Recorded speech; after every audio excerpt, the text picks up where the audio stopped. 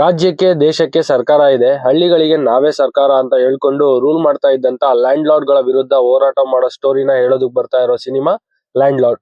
ಇದರಲ್ಲಿ ದುನಿಯಾ ವಿಜಯ್ ಅವರ ಆಕ್ಟಿಂಗ್ ಹೇಗಿದೆ, ವಿಲನ್ ಆಗಿ ರಾಜ್ಬಿ ಶೆಟ್ಟಿ ಅವರು ಹೇಗೆಲ್ಲ ಕಾಣಿಸ್ಕೊಂಡಿದ್ದಾರೆ, ಈ ಫಿಲಂ ನ ಇಂಟ್ರೆಸ್ಟಿಂಗ್ ಫ್ಯಾಕ್ಟ್ಸ್ ಏನು ಎಲ್ಲಾನು ಮಾತಾಡೋಣ. ಅದಕ್ಕೂ ಮುಂಚೆ ನನ್ನ ಚಾನಲ್ಗೆ ಸಬ್ಸ್ಕ್ರೈಬ್ ಆಗಿಲ್ಲ ಅಂತಂದ್ರೆ ಸಬ್ಸ್ಕ್ರೈಬ್ ಆಗಿ, ಹಾಗೆ ಒಂದ್ ಲೈಕ್ ಕೊಡಿ.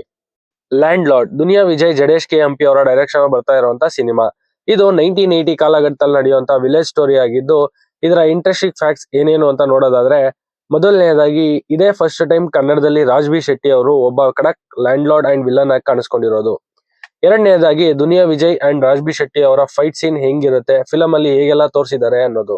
ಮೂರನೆಯದಾಗಿ ವಿಜಯ್ ಅವರ ಮಗಳು ರಿತನ್ಯಾ ವಿಜಯ್ ಅವರು ಪೊಲೀಸ್ ಕಾನ್ಸ್ಟೇಬಲ್ ಆಗಿ ಫಸ್ಟ್ ಟೈಮ್ ಆಕ್ಟ್ ಮಾಡ್ತಾ ಇದ್ದಾರೆ. ಸೊ ಇವರ ಪರ್ಫಾರ್ಮೆನ್ಸ್ ಈ ಮೂವಿಲಿ ಹೆಂಗಿದೆ ಕಾದ್ ನೋಡ್ಬೇಕು.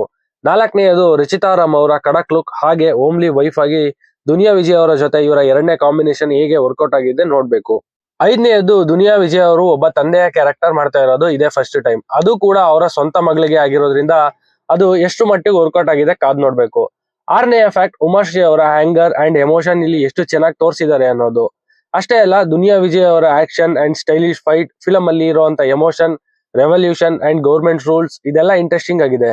ಇನ್ನು ಈ ಫಿಲಂ ಅಲ್ಲಿ ದುನಿಯಾ ವಿಜಯ್ ಅವರ ಜೊತೆ ರಚಿತಾ ರಾಮ್, ರಾಜ್ಬಿ ಶೆಟ್ಟಿ, ರಾಕೇಶ್ ಅಡಿಗ, ರಿತನ್ಯಾ ವಿಜಯ್, ಅಚ್ಯುತ್ ಕುಮಾರ್, ಉಮಾಶ್ರೀ, ಭಾವನಾ ರಾವ್ ಮುಂತಾದವರು ಆಕ್ಟ್ ಮಾಡಿದ್ದಾರೆ. ಹಾಗೆ ಈ ಸಿನಿಮಾದ ಸಾಂಗ್ ಎಲ್ಲ ಹಿಟ್ ಆಗಿದ್ದು, ಇದಕ್ಕೆ ಬ್ಯಾಕ್ ಗ್ರೌಂಡ್ ಮ್ಯೂಸಿಕ್ ಕೊಟ್ಟಿರೋದು ಅಜಿನೇಶ್ ಲೋಕನಾಥ್ ಅವರು. ಮತ್ತೆ ಈ ಫಿಲಂ ಇದೇ 23 ಜನವರಿಗೆ ರಿಲೀಸ್ ಆಗ್ತಾ ಇದೆ.